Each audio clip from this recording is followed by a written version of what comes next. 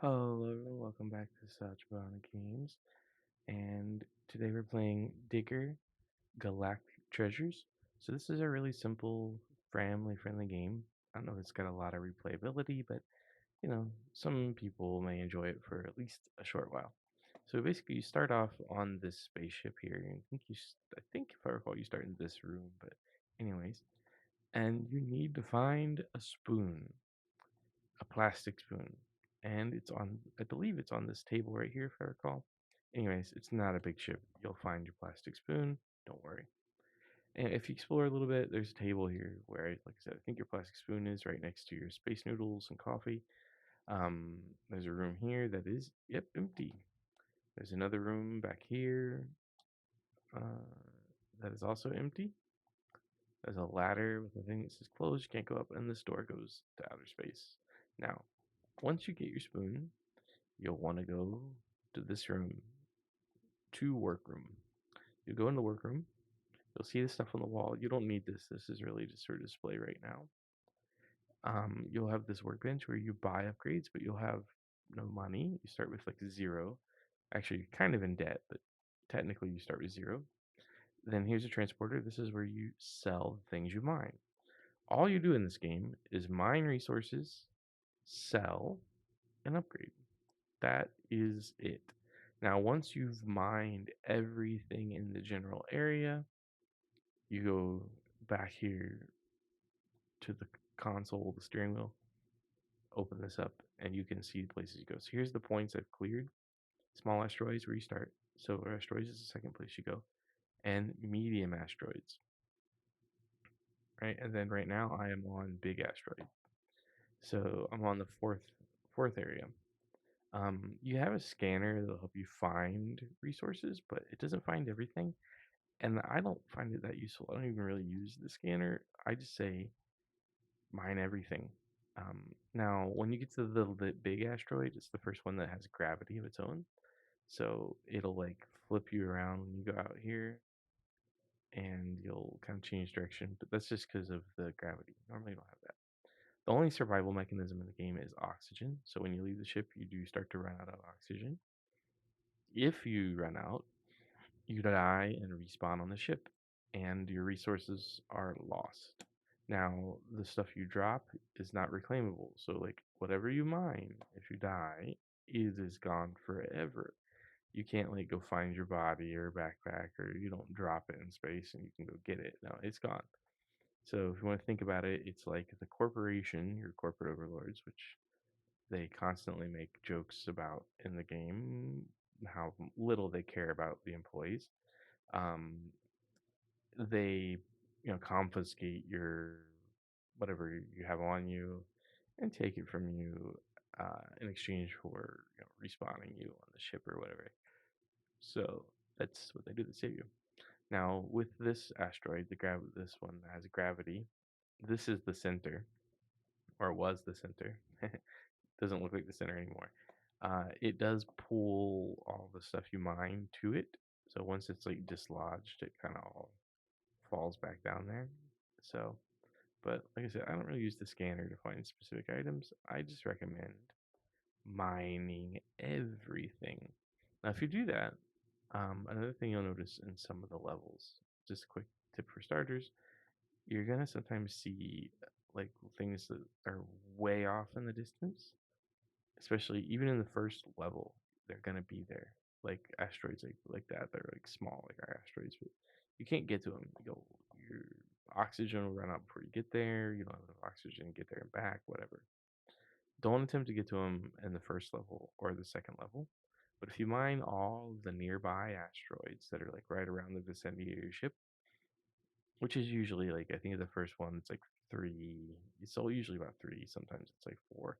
But if you mine all of them entirely, don't just rely on your scanner. If your scanner says nothing's left, keep mining.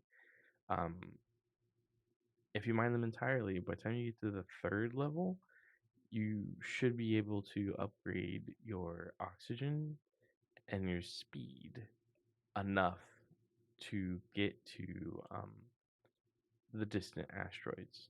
and then they will drop some really valuable stuff that if you get a little bit and come back and get a little bit, come back, you can get a lot from those to really increase your upgrades.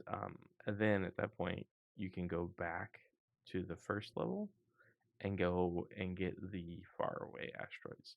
Because like when you go back, the stuff you did mine does not respawn, so it remembers like the last time you were there. So there's no resource respawning. You just mine stuff till it's gone, and then you can move on. Um, yeah. So the only way you can really kind of hurt yourself in the game is if you die so much after mining a lot of stuff that you basically lose so much that you can't progress to the next level or that it becomes like nearly impossible, which comes down to the only way I think you could really end up stuck is if you didn't buy oxygen and speed upgrades and you couldn't get to something you need to get to, because you can mine anything with your pickaxe. So far I haven't seen anything that says I need an upgrade just to mine it, and every resource takes one inventory. So even with the smallest inventory, you can still collect stuff. You just find yourself going back and forth more often. Do upgrade your spoon to a shovel and upgrade your shovel to a pickaxe, which there's other intermediate steps, but yeah, get your upgrades on those things too, but just balance and don't forget to get your like speed upgrade and your oxygen upgrade. So yeah, those will be handy. And you'll get a little warning when you're low on oxygen. Just go back in here, go to this thing. It'll tell you what you've got, what it's worth. You hit sell. There's no negotiating or price setting. Prices don't change as far as I'm aware. And then you can come here and like, see, I only got 1500 right now. You can buy upgrades and you can buy some usables. Some of these are one-time use things. Some are like lights, like this one. You can put it down and then you can pick it up. This single use, this is stationary and cannot be picked up. So basically, you put it in a world and then it stays there. And then this one helps harvest resources. I don't know. It's a new tool, but this doesn't say one time use. I don't have the money for it. But anyways, so yeah, you just go out, mine, return. Um, this big asteroid is the only one I've come across that really takes a significant amount of time. Um, but you don't. There's nothing that says you have to do it entirely, but I like to try and do it entirely. And you'll find there's like little crates and collectibles buried in here sometimes, and some of them I think are tied to upgrades. You find them in the first level, second level. All the levels have little trinkets in space, little tool upgrades inside things. So just yeah, dig up everything. That's the name of the game, Digger. Anyways, it is family friendly. There's no weapons or violence. All you do is mine, sell, and upgrade. Um, there's so far it looks like no permanent way to lose, but except for maybe dying so much that you, like I said, can't. There's no resources left, say, and you can't get the requirements to go to the next level. But so far, asteroids always seem to be at least initially close enough, or the collectibles and things that you really need to unlock the next level seem to be close enough that you can get them without the upgrades. So I think you can just progress through the game, and if you fail, you just respawn and keep going.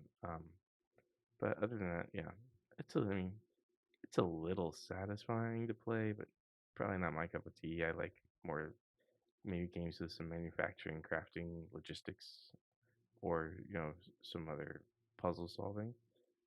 But if you just like a clicker that you go around collecting stuff, sell it, whatever. It's good for kids if you're concerned about violence and things like that. But if you want to like learn math and things, probably not gonna learn much from this game. So it'll just be something to consume some time. If it's on sale on Steam, maybe pick it out and try it. But I would try some of the games first. Like Astro Colony and stuff is a lot more fun in my opinion. But you know, somebody still took the time to make it, so we'll give it a shot.